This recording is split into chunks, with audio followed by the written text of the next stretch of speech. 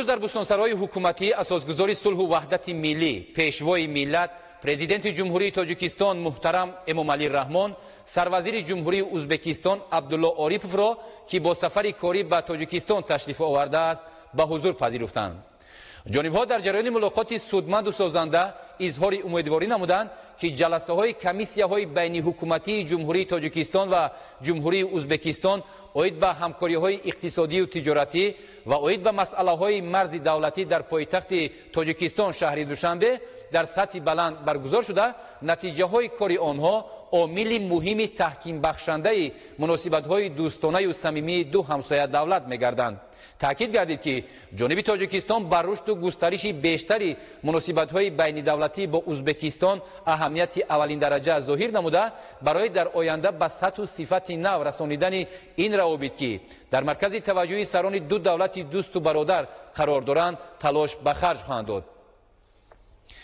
در ملاقات که در فضای حسن تفاهم و یکدیگر فهمی کامل صورت گرفت، مسئله های مهمی روابط دوجانبه تاجیکستان و ازبکستان از جمله مسئله های وابسته به رفع محدودیت های تجارتی، ساده‌گردانی نظام رفت و آمد شهروندان،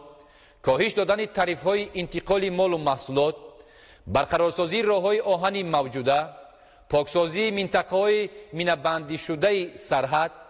افتتاح گذرگاه‌های موجوده سرحدی و حل دیگر مسئله‌های وابسته به مرز دولتی مورد بررسی قرار داده شد. سرور دولت محترم امامعلی رحمان همچنین آمادگی و هوسمندی جانب تاجیکستان را برای تقویت همکاری بین دولتی با ازبکستان در مسئله استفاده به منفعت ذخیره‌های آب و انرژتیکی تاکید نموده اظهار داشتند که تاجیکستان هیچگاه وابسته به این مسئله مهم برای دولت‌های منطقه مشکلات ایجاد نکرده است و پیوسته خواستار همگیری بیشتری دولت‌های منطقه و جهان در ساحه آب و اکولوژی میباشد.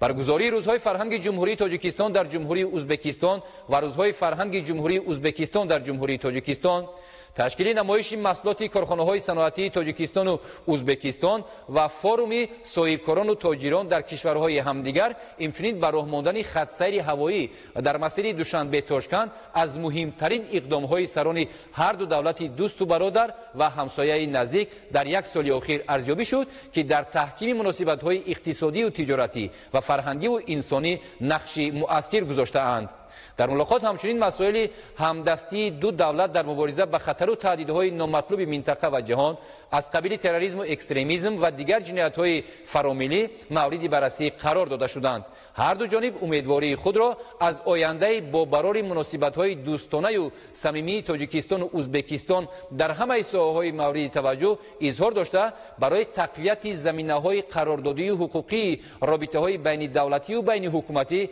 اظهار آمادگی نمودند.